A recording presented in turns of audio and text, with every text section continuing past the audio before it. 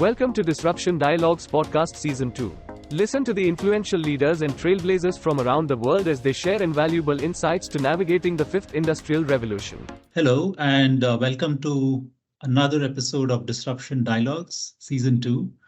I'm Vinod Chikkareddy, Chief Customer Officer at MarketsandMarkets. And today I'm in conversation with Jeetu Patel, EVP and GM of the Security and Collaboration business at Cisco. Jeetu is a visionary leader, leveraging his expertise in product design, market understanding, and operational rigor as Cisco's Executive Vice President and General Manager of the Security and Collaboration business. He drives the strategy and development of this multi-dollar business, focusing on high-growth software as a service solution to solve the biggest problems for Cisco's customers. Thank you very much, Jeetu, for joining us today. And welcome to Disruption Dialogues. Thank you, Vinod. Thank you for having me. It's great to be here. Yeah, so today is a very interesting area, right? You're running the collaboration and security portfolio, and both of these have become center stage for all businesses globally over the last few years. Thanks to COVID, we saw this unnatural, almost exponential bump in usage of collaboration and security solutions across the world. And equally, in the last 1 year, as the world has normalized, we are seeing a normalization of the same. So it must be a very exciting time to run this business. And just wanted to get your thoughts to get the conversation started. What do you think is the future of hybrid workplaces now that we are clear that it's not going to be either or, it's going to be a hybrid? What do you think about the shift from in-office work to work from anywhere to work from everywhere? Yeah, well, Vinod, before we get started, one of the things that I've always felt like the quality of problems that you decide to solve in your life is directly proportional to the success of the outcome, where the harder the problem you solve. I lucked out in the sense that the two problems that I have the good fortune of solving in my life are ones that almost every human is thinking about right now. How do you work and where do you work from? And the second one is how do you stay safe as you're doing that, from a security standpoint. So super interesting. And as you think about hybrid work, look, I think the future is not going to be kind of a singular mode of working. I think there's going to be multimodal working. People are going to work sometimes from the office, sometimes from home, sometimes somewhere in the middle. They'll be distributed, they'll be centralized. There's going to be this kind of hybrid is the new normal, and as we think about that, it's actually interesting because it's going to be harder than when everyone worked in the office or when everyone worked remotely during COVID. And the reason it's harder is because you create this natural asymmetry where the people that are together physically have an advantage that the people that are virtual sometimes feel left out from.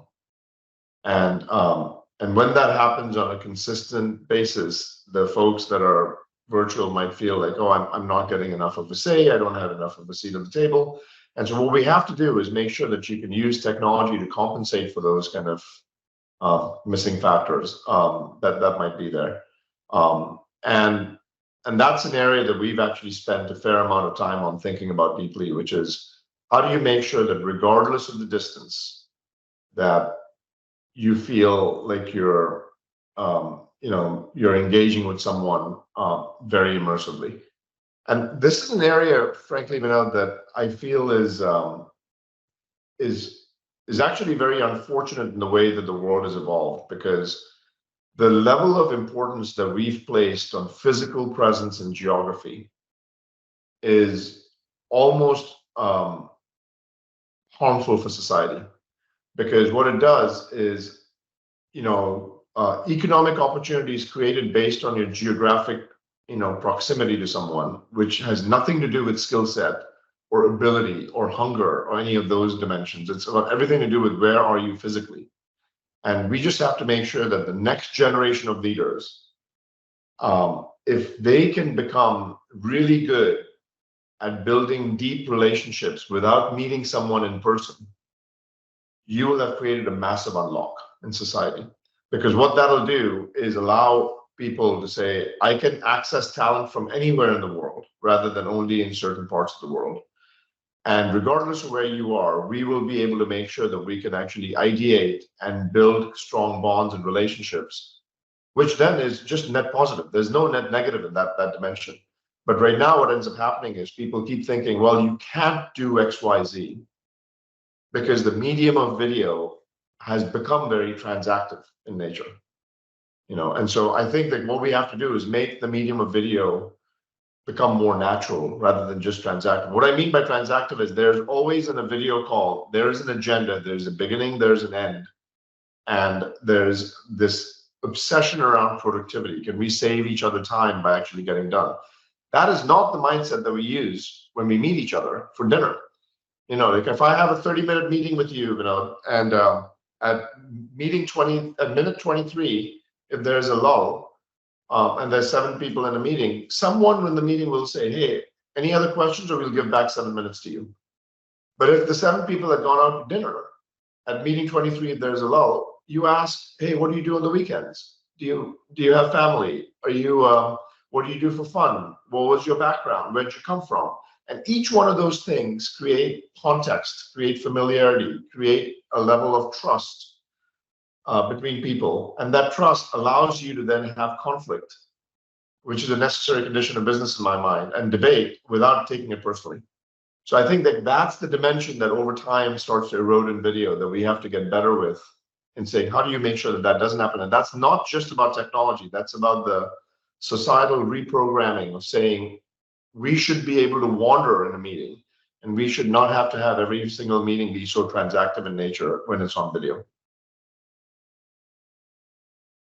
That actually makes me think about some things that we are doing in this space as well. Off late, a new form has also emerged, virtual reality, where clients are talking to us about how they can integrate VR experiences as well. It's gone beyond audio and video now. And the idea is that all these ecosystems are converging quite rapidly. You got robotics on one end, you got 3D printing happening on another end, then you got 5G and the incredible networks that are getting built up. All these come together, not just in a business context, but even in a technology context. Earlier, instead of having a plant engineer having to visit a plant physically to check on the serviceability of some item, clients are thinking about how they can do it in a virtual environment through robots, which are, of course, locally present. But your question of how this, creates further alienation in society, or whether it relates to the lack of physical bonding that happens in the real world, I think that remains to be seen. However, I still believe that virtual reality is going to be a big jump in how people can connect. I don't know where the technologies are yet. There's a lot of companies in the space working on it. Just wanted to get your thoughts on what do you think about this, and do you think this is a natural, logical progression of human digitization? I do believe it's actually going to have meaningful step function improvement in providing immersive experiences that make it feel like the technology's gotten out of the way. And so if you look at what Apple just announced with Vision Pro, we are very excited about what that has the capability of doing. Because frankly, for those that have had the good fortune of trying it out, it is pretty phenomenal on how, other than smell and touch, right? You feel as though you're right there. They've done such an amazing job of just getting full immersion in a location with that it's actually I think it's going to be a step function improvement, as far as taking away the distance, and then I think there's one dimension which is technology, and there's another dimension which is human conditioning and the human desire to want to be with someone in a very tactile way that I don't think will ever go away. And that piece of it is why we need to make sure that we are thinking about this in mixed mode, not in 100% remote mode. The reason that we need to come together is because there are some things that are done better together, and then there are some things that are done better when you're remote, because you have more agility, flexibility, faster clock speed, all of that. And so when you have a large group of people that are coming together and collaborating, we're still pretty far away for that being something that can be done as well virtually. When you have a meeting like this with a group of people, large groups of people work better virtually because of the aided technology that you might have, which you might not have in an in-person medium. So it just all depends on the use case. But I think virtual reality will play a very, very big role. It'll be a slow start because of the form factor that's there and because of the cost. But what you will see is there's going to be a tremendous amount of upside. And so in the next 5 to 10 years, those experiences actually being in a form factor similar to our glasses will make a huge difference. But I also feel like the current form factor, which with the Vision Pro and what Apple has done, are going to be massive in its usage once people start experiencing it. I was blown away when I saw it, and we are very, very excited about what we're building as experiences around it. Wonderful. Yeah, I think hybrid working is definitely here to stay, and all these experiences, as you said, it started with text, then it went on to audio. Now we've got sight, video coming in. So all of these are definitely adding more and more senses to the online platform, if I may. And yes, the holy grail will be to get all the 5 senses online so that it's completely undifferentiated from a real world experience. That'll be the day. And you guys have been at the cutting edge of this. You said 5 to 10 years. Is that when you think all the 5 senses will be integrated? You always overestimate what happens in the short term and underestimate what happens in the long term. And so I think there's a confluence of factors that have to come together. But I tend to be pretty optimistic that if you think about even what happens in the next year with step function improvements, you'll actually start seeing major progress. And then given the rate of growth that is going to happen because of AI, and given the rate of growth that's happening because of how much the chipset enhancements that are happening, and the GPUs that are actually advancing at a fast pace, I think there's going to be a fair amount of. It's hard to imagine how much better it's going to be in a 10-year time period, but it is definitely going to be something like the last 10 years. I don't think the progress in virtual reality was as profound as it will be in the next 10 years from what people see. Absolutely. So we spoke a lot about the technology, and I think we are slowly coming to the next topic, which is the people experience. Specifically in the enterprise context, I think the consumer impact is quite clear. But in the enterprise context, which is where our companies have a significant play in, how are collaboration technologies and the whole security angle that comes along with it? Is there an improvement in the employee experience overall, or in the client experience, the customer experience, or is it just an augmentation of how things have always happened in the past? Do you think there's productivity bumps as well that you're seeing with all of these technologies coming in? I think there's massive productivity bumps, and there's massive, augmentation of, with AI. I think you'll actually see even more productivity bumps that happen, because the nice part about these are not things that you look at in isolation. I think they get really powerful when you look at them all together. So, you might be communicating on video, but then when you miss a meeting, and the AI engine can actually give you a summary of the meeting and what the action items were. That's fantastic, which then if you take that further a step and say, wow, there's some meetings I sit in just to observe and other meetings I sit in to participate. Well, the ones that I sit in just to observe, I might not sit in those meetings and just look at a summary at the end. and that might be good enough. And that's going to give me back a lot of time. If I'm going to do some things which are going to be, there are going to be some pieces I do synchronously with meetings, like what you and I are doing right now, but there might be other meetings that I might do asynchronously, where I actually just send you my thoughts on video rather than typing out a message, because video actually captures tone better than text does sometimes. And then if someone has any question, they can actually respond back to me. And then you can have a back and forth conversation on video, but that's actually going to be a very, very enriching way of doing things. But you're not constrained by, having the same time available for both of us across multiple different time zones.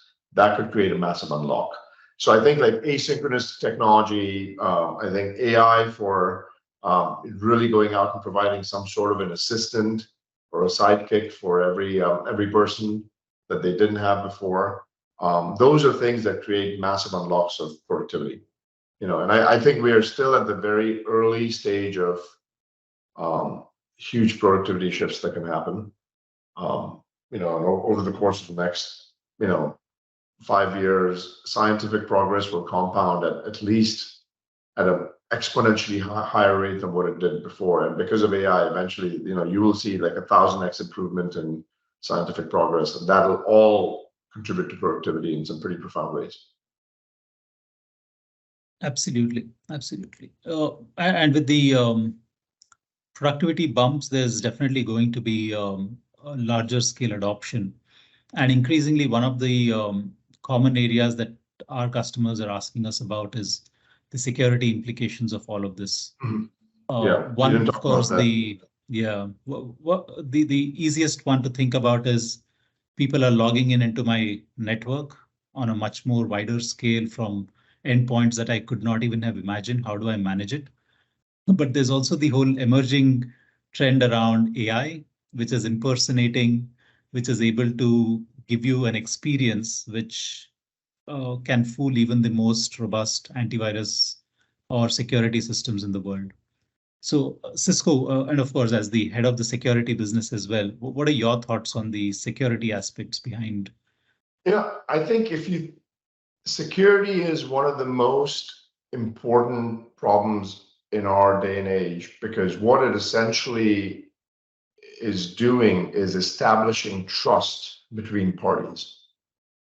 And trust is such an important dimension of being able to conduct, kind of business between two parties, that if you don't have an established medium of trust, then you cannot go out and do anything meaningful between there. So there's a few things happening in security that are really interesting right now. Number one is you have to assume that security is in the core fabric of everything we do. And you have to make sure that safety is a basic human right. In my mind, there's few basic human rights that we think about.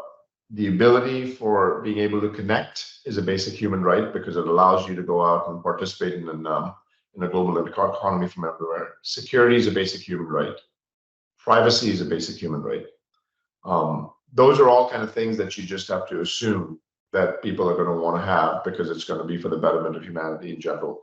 Now, what's happening in the world of security, though, is pretty interesting and also pretty concerning in some ways, right? So that we have to always stay a step ahead. There's a natural asymmetry that exists, and the balance of power is very interesting over here, because there's only two parties here. There's the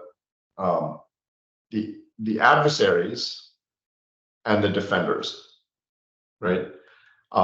And when you start thinking about the adversaries, what you start to see is they're getting more and more sophisticated over time, and the surface area of the attack surface area is increasing quite exponentially, especially as people start working hybrid. So when I'm working from a coffee shop, or when I'm working from my car, or when I'm working from my campus, I am accessing the same information.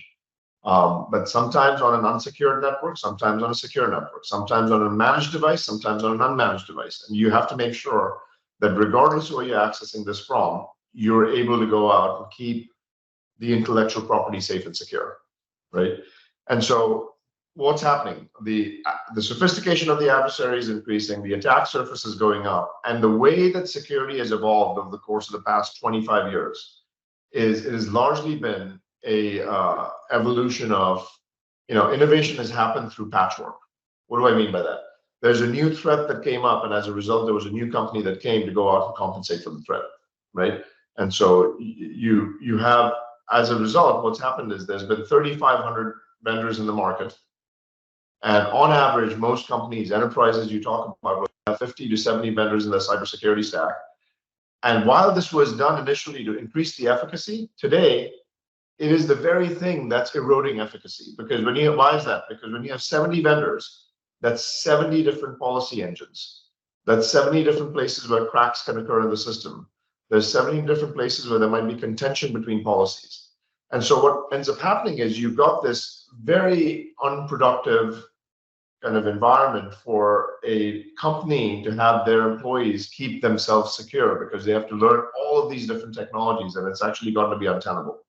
So we believe there's a movement that's happening right now where you will actually see a move and a shift to platforms rather than point solutions. And the shift to platforms, there's going to be about half a dozen platforms in the world that are going to be, the ones that you have rather than having 3,500. And those 3,500 vendors aren't going to go away. They will work with the platform, but the primary kind of,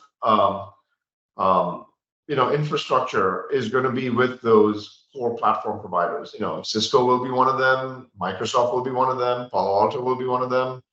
And we will all kind of, have our own advantages and disadvantages. But you'll see you'll see fewer platforms than you will see an abundant, like hundreds of platforms, right? And what that'll allow us to do is make sure that security is a game of data. It is not a game where you can actually go out and deal with it with just human scale. You have to deal with it at machine scale, because the volume of threats and attacks are increasing so exponentially that you cannot deal with it at human scale. So if you're dealing with it at machine scale, the thing that's most important is what is the telemetry and data, and what is the correlation of that telemetry across different domains that can allow you to not only detect a breach faster, but respond and remediate that breach faster and make sure that you can prevent that from occurring in the first place. And so I think what happens in security for the end user is it's too complicated right now. And people get afraid of security because they're like, I don't know what to do with this. So the vendors have to make it easy for the end user, and the vendors have to make it efficient for the enterprise in managing those security infrastructures in the right way, so that it doesn't become a huge management burden and an overhead. And that, I think, is where you're going to see a lot of improvements. I think generative AI will help quite a bit with that. You'll see even predictive AI is going to be hugely important in that aspect. But it is going to be a game at machine scale, not human scale. Yeah, I'm curious about the platform. This came up in another customer conversation as well recently. The key levers that lead to the emergence of these platforms, as you said, are one, you want these end customers to move away from the complexity of having to deal with maybe hundreds, if not thousands of suppliers. And second, the brand trust, knowing Cisco, knowing these other companies and trusting them that they will do what they've advertised well. Are there any other elements to the emergence of these platforms? What else defines who wins and who loses? I think it's the breadth of capability. It's the ease of use with which that platform can actually be deployed. It's the economics of the platform for total cost of ownership.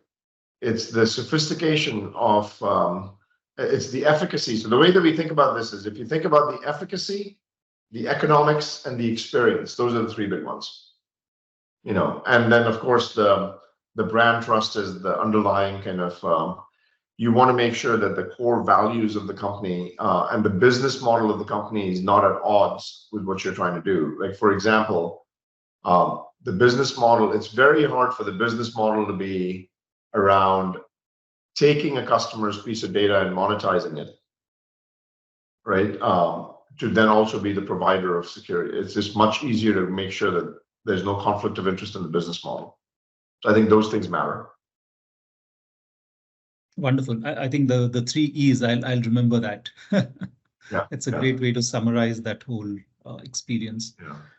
You briefly touched upon how generative AI and large language models can change the narrative with how platforms can scale up quickly. Uh, and literally every conversation I've been in for the last 3 to 4 weeks with any CXO has stumbled upon generative AI. Of course, yeah. So, do you think it's just the next big fad, or is there something more real to this? I think AI is the next big platform shift. Okay. And by the way, I've been very skeptical on some of the other kind of technologies that have had a lot of hype. Like, for example, Web3, I thought was largely kind of incomprehensible, undefined use cases, not really clear what people were talking about. But when you think about AI, it's very clear that this is the next big platform shift. I think it'll be bigger than the impact that the internet had on society. I think there's going to be a lot of goodness to it. I think there's also going to be a lot of downsides to it. We have to make sure that we are careful about the downsides and responsible about that while making sure we can capitalize on the upside. But it's hard to think of a relevant technology company that will not have AI as part of the core fabric of what they do. It's just going to be, it's kind of like, can you imagine a company today that does not use the internet and was a credible software company? It's just hard to do that, right? In the same way, I think it's going to be hard to think about a credible company in tech that's not going to use AI. I think it's going to be a pretty foundational, kind of shift. And when there's these platform shifts that happen, there's a lot of experimentation that happens with a lot of different pieces. But the one thing that's actually starting to converge now that we have 6, 7 months behind us is you're not going to have one player win it all. In fact, there's going to be many, many different models. It will remain fraction, but the model itself is not where the model is going to get commoditized. Where people are going to be able to differentiate, where companies will differentiate is on the data set and the experience, not on the model itself. Because the models, you're going to have the foundational models that are going to be available. You will have specialized models you build on top of the foundational models with proprietary data sets that create experiences that are very, very specific for what your use case demands. And so, for example, if I go into if I go into ChatGPT and say, hey, what meetings did I miss this morning? It would have no idea. But when I go into WebEx and say, what meetings did I miss this morning? It's going to give me a summary of the meetings you missed and what the action items were and what you actually missed in the meetings.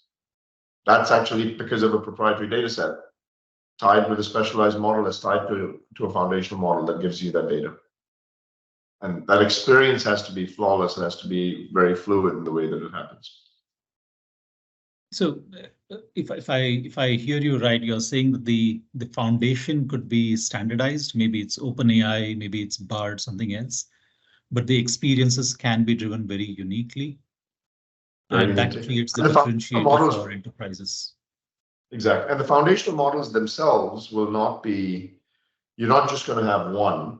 You will have many. Like even today, if you think about it, when you started on November 30th when ChatGPT came about, people in the first week, they're like, oh my goodness, this is amazing. Look at what this can do. And the possibilities just kept compounding on how people got creative with it. By March, you thought that they were going to rule the world. And by May, Google came out and completely neutralized ChatGPT. And now you've got Palm 2, and now you've got Facebook, and you've got Anthropic, and you've got Cohere, and you've got Oracle that's doing really well. And so there's going to be a fair number of companies that will create the foundational models, but the true magic will happen when those custom data sets that companies have can be applied in a way that give you some very, very unique insights. So, for example, what we are doing with a SOC assistant, so that the way in which you prevent a breach will have a generative AI bot, that takes our incident data that we have in security and can train the model based on that incident data, and can then allow you to detect a breach faster so that you can respond and remediate that in a better way. That's something that you don't get just by going and typing in ChatGPT. You get it by actually creating very, very bespoke experiences. Yeah, one concern that comes up from a few of our clients in recent times, and this is specific maybe to OpenAI, their their usage terms are such that whatever gets fed into it, and this goes back to the fact that you mentioned these proprietary data sets are what will create the differentiation. But if the provider of the services has a more altruistic motive to running the business, which means that they just want to create this super intelligence somewhere that can answer pretty much any question. Don't you see there's kind of a dichotomy? The platform wants to be altruistic, but the layer on top of it wants to be capitalistic, to put it in very sort of crude terms. Yeah, yeah. No, it's I think it's a very uh, good question, because what's happening right now is the terms and the honoring of privacy of data is going to be central to how these things will evolve for the enterprise. And that's why I don't believe there's going to be just one model. I think what you'll find is there'll be open source models. There'll be models which can run on my data center. There'll be models actually that have very different terms of service that allow you to go out and prevent your data training the model in some way, but is used for inference in a certain way. And so there's going to be a bunch of things that the chief legal officer in a company is going to have a very important role over the course of the next few years, because how you construct the terms and conditions of the partnerships with these different firms will really matter. And I don't think it'll be one size fits all. And right now, what happened was OpenAI initially came in and they had this huge upsurge of demand and they just couldn't keep up. Then Microsoft came out with stuff, and now you've got you've got multiple different options that if you do want to then take a fair share of revenue from the enterprise, you're going to have to make sure that you deal with the enterprise constraints and not just go out and say, I'm going to use all of your data, because it would violate every company's contracts that they have with the existing customers. You just can't do that. So like you're going to have a different way of structuring it. So I personally feel like the market forces will take care of that. The companies that don't want to go out and deal with that piece of it will not be as relevant in the enterprise. And the companies that do want to be relevant in the enterprise will have to adjust to what the enterprise constraints are. Fair enough. In our company, we've already found some really good use cases. As you probably heard earlier, we help companies figure out how to grow revenue. And as part of that agenda, we are part of the marketing organization's extended work stream. A key thing that we help companies with is figure out how their product lines match with the industry context of the clients that they deal with. So every company knows how their company sells, what they sell, but what they typically have as a blind spot is selling into the industry context of the clients, coming up with those specific pain points. And we've used our data set. We have our own data set of around 200,000 micro markets that we track. So we're trying to train that. We are doing it with a smaller set to test the waters. And we are seeing if it can be used for automated white paper generation as an initial use case. So we estimate that by once we get the model right, we can crunch the white paper generation process from 4 weeks to maybe a couple of days. Have you seen something like this in your experience within Cisco or in the industry where they are really seeing real outcomes from the usage of Gen AI? Yeah, I think there's like it's a very interesting question, because one of the things that I've found is there's about 4 key benefits that actually can be provided to companies when you start using this. So firstly, the data model that you have, one of the things that most companies are going to have to figure out is, we talk a lot about the foundational models, but the data itself and how you manage the data and what kind of data lake you have and what the infrastructure is for going out and having data at scale is going to be a pretty important dimension of every company's business that you have to think through. Your data infrastructure is a non-trivial task to go out and kind of perfect. Once you've got that right, I think to your point, there's going to be 4 major things that can provide it as benefits. The first one is it just compresses the time, like you said. within which you can get a job done.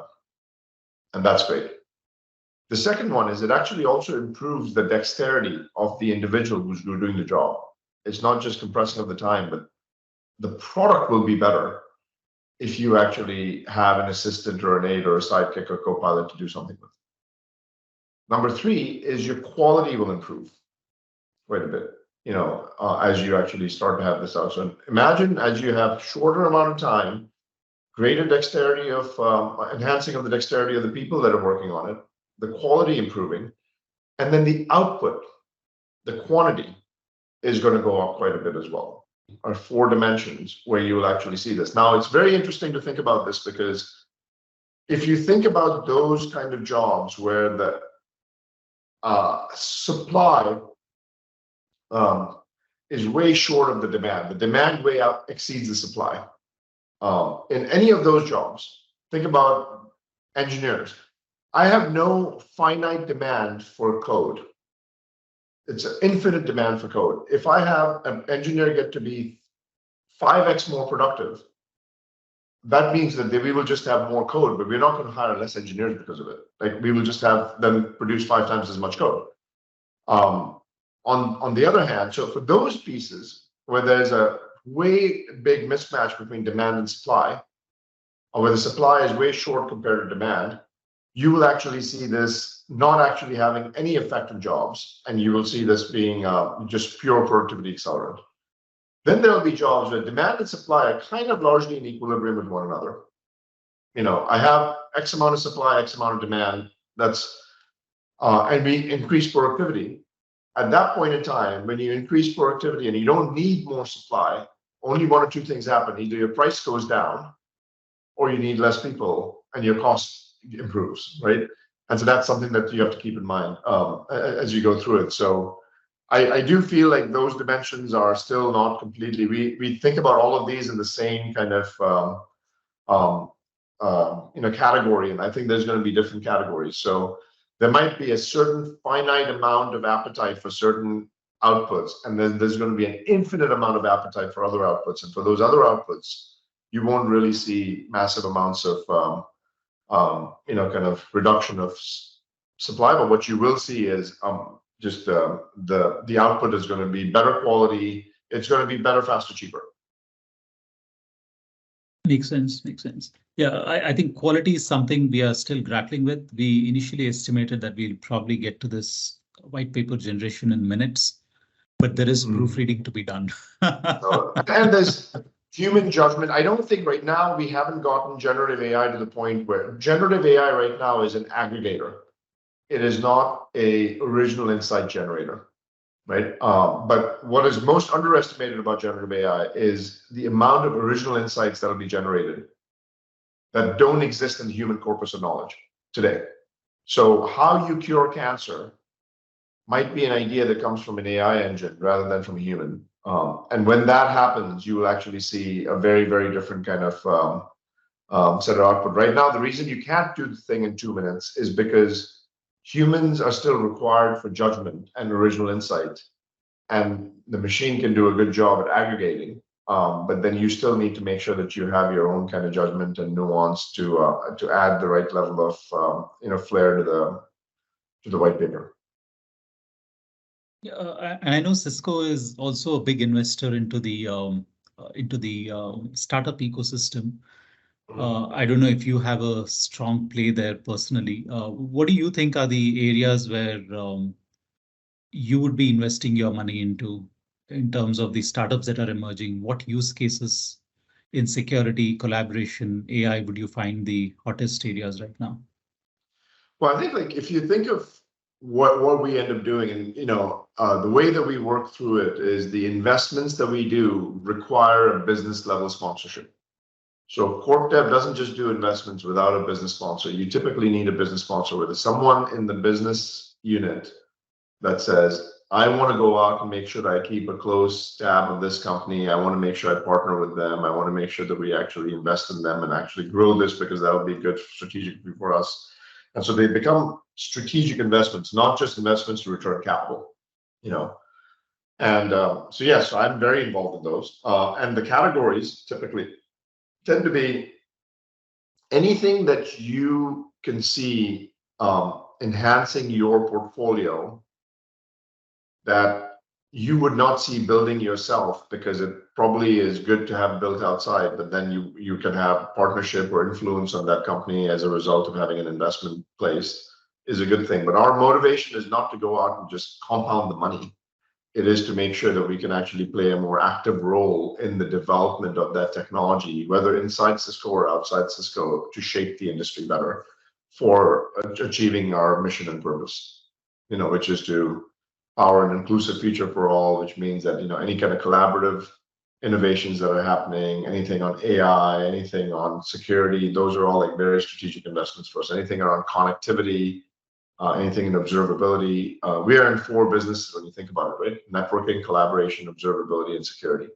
Those are the 4 major businesses that we're in. And any areas of innovation that are happening over there that are discontinuous in nature are the ones that we really focus on. If we can build it in 3 months, we don't focus on it. But if it's something that's very discontinuous, we pay attention to that. Yeah, I think that's a great way to look at it. Just to, I know we are almost at the end of the time, Jeetu. Just one final question before we close. What do you think are the biggest unsolved problems in the security and collaboration space? What keeps you sort of running day in and day out on the business? Well, I'll tell you this, the unsolved problem right now in security is that it is too hard to use and it's too hard to manage. And you have to be right every single time, and the adversary has to be right once. And that asymmetry gives the advantage to the adversary. So you have to always be a step ahead. And I think it's getting very hard for organizations. And so that's the area that we're trying to work very hard on. And I think we're in the early days. I think there's a lot more to be done. And the collaboration side, if I think about it, you have to just make sure that the distance disappears. And people are able to engage with each other in an immersive way where distance does not become a factor that you evaluate someone's ability to contribute with. It should be, regardless of where you could be in a village in Bangladesh, or you could be in the heart of Silicon Valley, you should be able to participate in the global economy without any handicap. I don't think we're there yet. I think that's what we need to do. And then the other thing is leadership. How do you build leaders that are truly global leaders, which means that how to build deep relationships and trust getting established, regardless of whether you've met that individual in person or only on video. You should not even be able to remember. Vinod, if you and I are able to build a strong bond without you and I ever having met, there is a power to that that's actually very different than we having to have the constraint of meeting. This conversation, you and I have never met in person. This is a conversation that we've had, and hopefully this conversation continues and you and I continue to establish trust with each other. And that is now someone that I was able to do that with, that I never had to meet in person. And that has a power to it that's very kind of, it makes the world a better place, because opportunity is pretty unevenly distributed throughout the planet, but human potential is not. So we need to make sure that we actually we orient on human potential being harnessed no matter where it is, rather than focusing on the uneven distribution of opportunity. You got to even out the distribution of opportunity. Yeah, it reminds me of this concept of timeless software, which we used to have back in the day. You build software which stands the test of time. So this is timeless collaboration. I mean, build a platform which enables you to collaborate in a timeless way. Thank you, Jeetu. Yeah. Sorry. Yeah. Go ahead. No, I was going to say, in a way, where it's less about the time and more about the space doesn't matter, right? And then you're right on time as well. We didn't talk about the async component of it, but synchronous versus asynchronous is pretty big right now. You and I can only meet at the time that both of us are available. Wouldn't it be nice to meet at a time when either of us are available at our own convenient times? And so that's why we've this async is a big piece of it.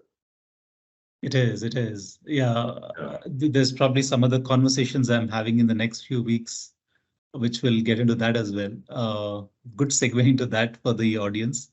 Thank you again, Jeetu, for a very interesting discussion. You've given some great insights and thought starters for entrepreneurs, mid-level leaders, CXOs, whoever ends up listening to this podcast. Thanks everybody for listening in. Again, I was in conversation with Jeetu Patel, EVP and GM of the Security and Collaboration Business at Cisco. Thanks again, Jeetu, for your time. And to the audience, stay tuned. We'll have more such interesting episodes on Disruption Dialogues. Have a good day. Thank you. Thanks for tuning in. If you want to know how you can navigate and thrive in this disruptive era, subscribe to Disruption Dialogues on your go-to podcast channels and stay tuned for more interesting episodes.